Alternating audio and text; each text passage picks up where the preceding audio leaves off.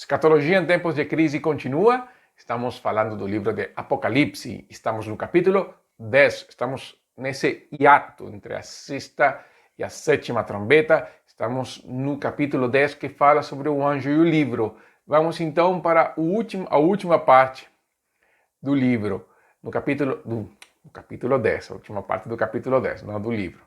Então nós vamos para o capítulo 10 a partir do verso 8. Na verdade, são os últimos 4 versos, os versos 8, 9, 10 e 11. Quando fala assim, a voz que eu vi, aliás, o João escrevendo, vinda do céu, estava de novo falando comigo e dizendo, vai e toma o livro que se acha aberto na mão do anjo em pé sobre o mar e sobre a terra. Fui, pois, ao anjo dizendo-lhe que me desse o livrinho. Ele então me falou, toma-o e devora-o, certamente ele será amargo ao teu estômago, mas na tua boca doce como mel. Tomei o livrinho da mão do anjo e o devorei, e na minha boca era doce como mel. Quando, porém, o comi, o meu estômago ficou amargo. Então me disseram, é necessário que ainda profetizes a respeito de muitos povos, nações, línguas e reis. O que era esse livrinho? Bom, esse livrinho, então, como falamos na vez anterior, ele contém o mistério de Deus que será cumprido, aquilo que foi anunciado pelos profetas. Que mistério é esse? Pedro, na sua primeira carta, no capítulo 1, nos versos 10 ao 12, fala que foi a respeito desta salvação que os profetas indagaram e inquiriram, os quais profetizaram acerca da graça a vós outros destinada, investigando atentamente qual a ocasião e quais as circunstâncias oportunas indicadas pelo Espírito de Cristo e sobre as glórias que os seguiriam. A eles foi revelado que não para si mesmos, mas para vós outros, ministravam as coisas que agora vos foram anunciadas por aqueles que pelo Espírito Santo enviado do céu vos pregaram o Evangelho, coisas essas que anjos anelam percutar. Vejam que esse mistério para Pedro é justamente o Evangelho. Era a graça de Deus. E Paulo fala isso em Efésios capítulo 1, 9 e 10, quando fala desvendando-nos o mistério da sua vontade, segundo o seu beneplácito que propusera em Cristo, de fazer convergir nele, em Cristo, na dispensação da plenitude dos tempos, todas as coisas, tanto as do céu quanto da terra. E no capítulo 3 de Efésios, nos versos 3 ao 6, Paulo fala, segundo uma revelação que me foi dado, segundo uma revelação me foi dado conhecer o mistério, conforme escrevi há pouco, resumidamente, capítulo 1, capítulo 2. Pelo que, quando ledes, podeis compreender o meu discernimento do mistério de Cristo, o qual, em outras gerações, não foi dado a conhecer aos filhos dos homens, como agora foi revelado aos seus santos apóstolos e profetas no Espírito. Vejam a concordância do pensamento com o apóstolo Pedro. A saber que os gentios são co-herdeiros, membros do mesmo corpo e coparticipantes da promessa em Cristo Jesus por meio do Evangelho. Mistério na Bíblia não é uma coisa oculta, no sentido de que ninguém sabia. Não tem nada a ver com isso, porque tudo que nós lemos agora em Pedro e Efésios, na verdade, o Antigo Testamento está impregnado com isso desde a promessa de Deus a Abraão. Então, mistério na Bíblia não é uma questão oculta, como que ninguém pudesse entender, mas na verdade se refere a algo que devia ser entendido à luz da revelação do Senhor. Quer dizer, como a revelação na Bíblia é progressiva, e na medida em que vai se desvendando o livro bíblico, nós vamos conhecendo ainda mais os caminhos do Senhor. No começo em que essa profecia, essa revelação de Deus, o Antigo Testamento foi dada, não estava totalmente clara, mas na medida em que vai avançando a história bíblica, na medida em que o registro bíblico vai acontecendo, as coisas vão se tornando cada vez mais claras e específicas. É isso que nós vemos ao longo das Escrituras. Deus falou para Abraão que na sua semente seriam abençoadas, seriam benditas todas as famílias da terra. A questão é como? Abraão pensava que era Isaac. Sim, era Isaac, mas era a descendência de Isaac. Em Jacó, dos patriarcas Judá, da descendência de Judá veio o rei Davi, da descendência de Davi veio Zorobabel, da descendência de Zorobabel então veio Cristo. E assim, nesse avanço, quando Cristo vem na terra, os discípulos pensavam que era para restaurar o reino de Israel, e Jesus fala, não é isso não. Quando Jesus morre na cruz, então essa salvação se estende a todo aquele que crê. Mesmo no Antigo Testamento, no livro de Deuteronômio, nós vemos que o próprio Deus fala que os estrangeiros poderiam cultuar a Deus no templo.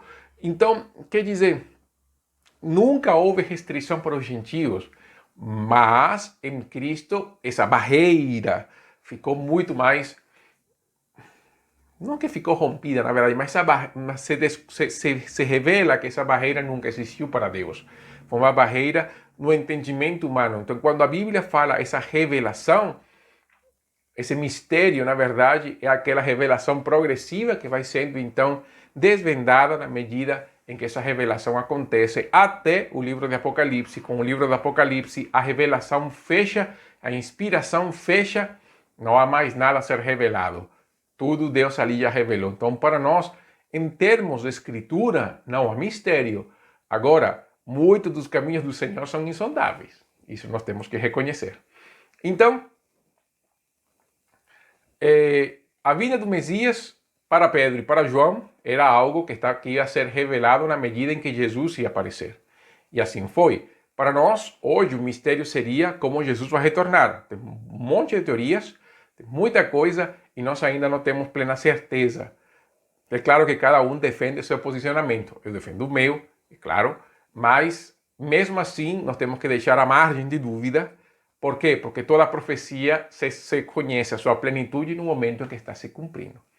Então, quando nós vemos isso, e vamos então para o texto de Apocalipse, esse mistério de Deus, se refere então com relação ao fim, a plenitude de Israel, a plenitude dos gentios, o dia do Senhor, a consumação do tempo.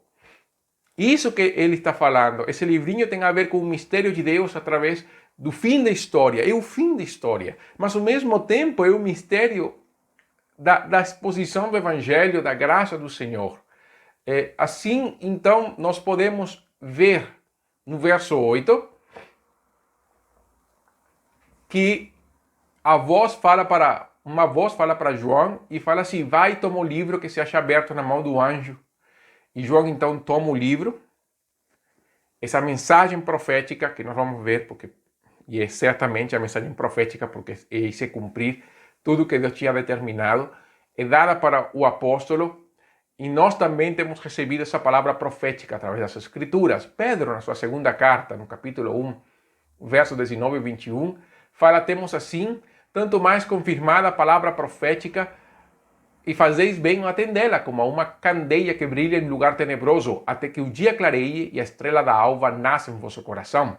Sabendo primeiramente isto, que nenhuma profecia das Escrituras provém de particular elucidação, porque nunca jamais qualquer profecia foi dada por vontade humana. Entretanto, homens santos falaram da parte de Deus, movidos pelo Espírito Santo. A mensagem profética nos foi dada através das Escrituras, tendo como suprema revelação Jesus Cristo.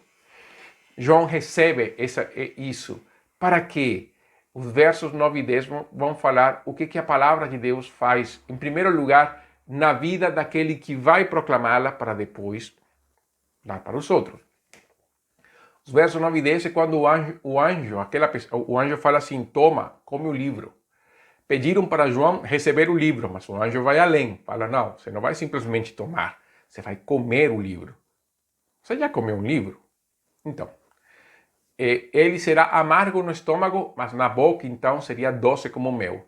João, então, come e experimenta isso, a doçura nos seus lábios, na sua boca, mas quando ele, então, engole o livro, ele se torna amargo no estômago.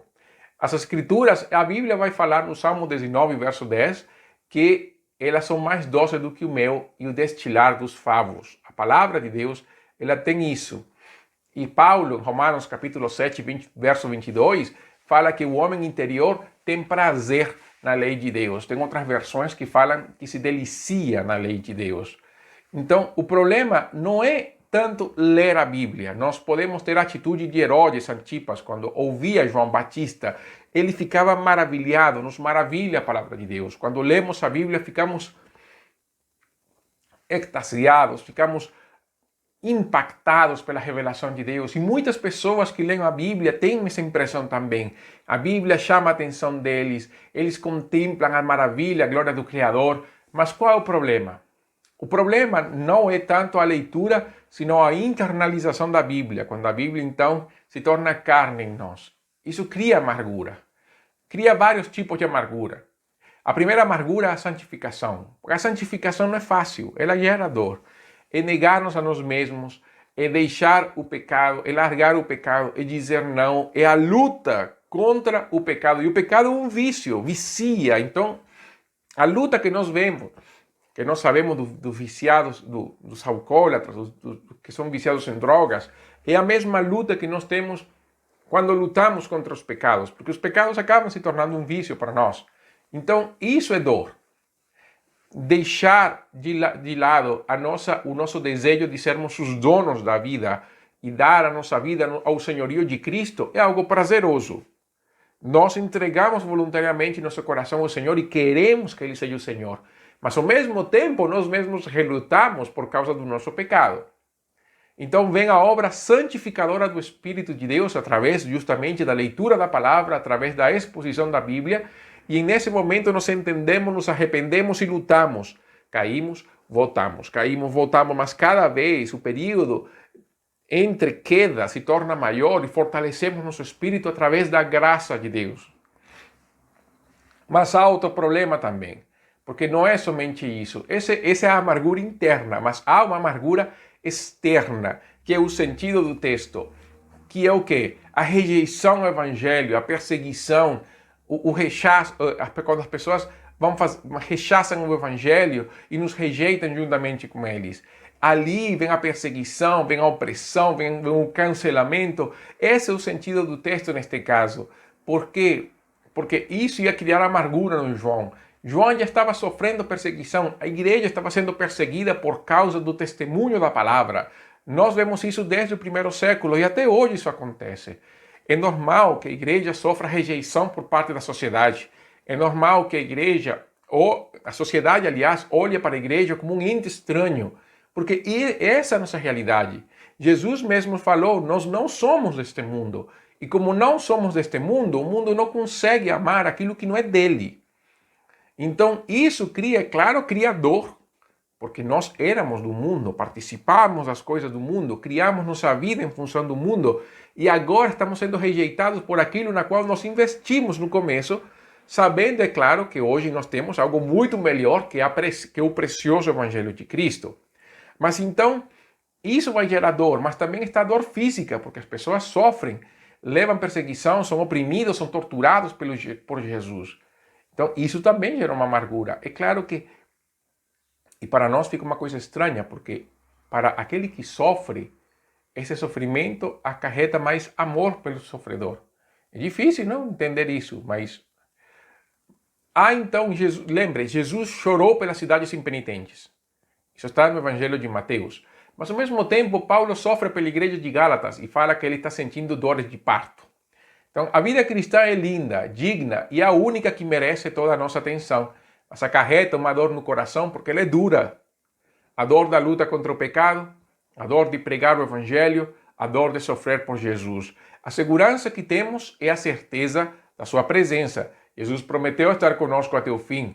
A nossa cidadania no céu está garantida pela adoção que o Pai fez a nós, em Cristo, pela presença do Espírito Santo como garantia dessa adoção. E essa certeza da pátria celestial deve motivar a nossa vida. Somos peregrinos e estrangeiros neste mundo. O verso 11, então, direciona o profeta. O profeta não somente come da palavra, ele tem uma missão com esse livro.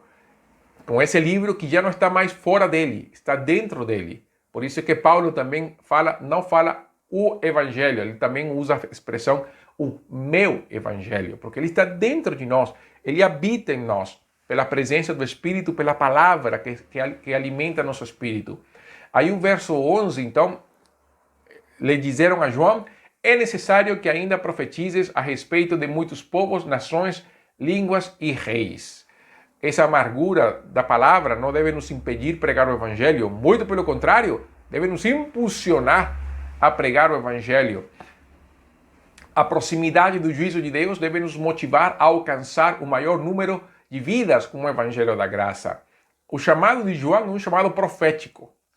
E nós somos chamados a sermos profetas, a tomar as Escrituras e fazer uma leitura contextualizada do tempo e falar ao povo, então, dentro das Escrituras, de acordo com aquilo que Deus nos mostra da realidade do mundo, sobre o que as pessoas devem fazer. E o que as pessoas devem fazer, a mensagem continua sendo a mesma.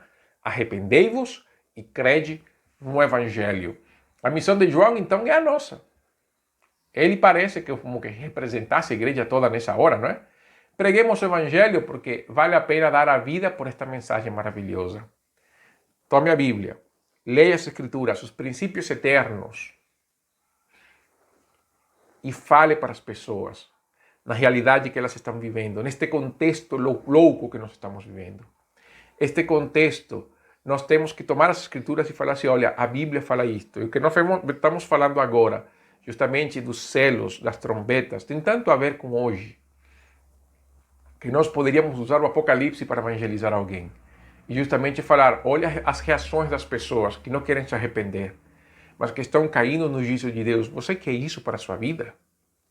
Então, ali é quando nós contextualizamos os princípios bíblicos, aplicamos, vamos usar a palavra menos chocante, aplicamos o princípio bíblico. Nós precisamos aplicar o princípio bíblico para os dias de hoje. E essa aplicação é o que gera vida em nós. João, assim como nós, nós temos que nos render perante a majestade do Senhor. Reconhecer que a palavra do Senhor deve ser vida em nós.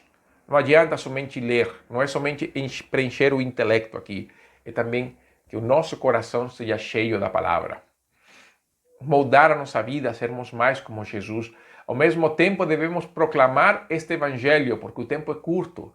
Precisamos falar a todos da palavra de Deus, da obra de Cristo na cruz, da necessidade do arrependimento e da fé. Amigo, é a necessidade de buscar a Deus. Esta mensagem profética está sendo falada também para você. É tempo de buscar a Deus, é tempo de encontrar em Cristo a vida eterna. Que nós possamos nos encontrar com Deus em Cristo para ter a vida eterna. Jesus é a vida. Por isso é necessário crer e arrependermos dos nossos pecados. O arrependimento é uma atitude diária. Nós não nos arrependemos uma vez, não nos arrependemos mais nunca. Isso é mentira. Nós vivemos em estado de arrependimento. O que a Bíblia pede, então? Creia em Jesus como único e suficiente Salvador. Entregue sua vida àquele que deu a vida dele na cruz em resgate por você. Ele suportou a ira de Deus para que nós não tenhamos que sofrer eternamente no inferno. É tempo de buscar a Deus. Com isto, então, nós encerramos este capítulo. Escatologia em tempos de crise, encerramos o capítulo 10. Agora vamos para o capítulo 11, com o capítulo das duas testemunhas. O que são as duas testemunhas? O que representam as duas testemunhas? Aguarde. Na próxima ocasião falaremos disso. Com isto encerramos Escatologia em tempos de crise. Até então. Participe de toda a nossa programação aqui neste canal de YouTube. Seja parte da nossa comunidade. Inscreva-se e ative as notificações. Que Deus te abençoe.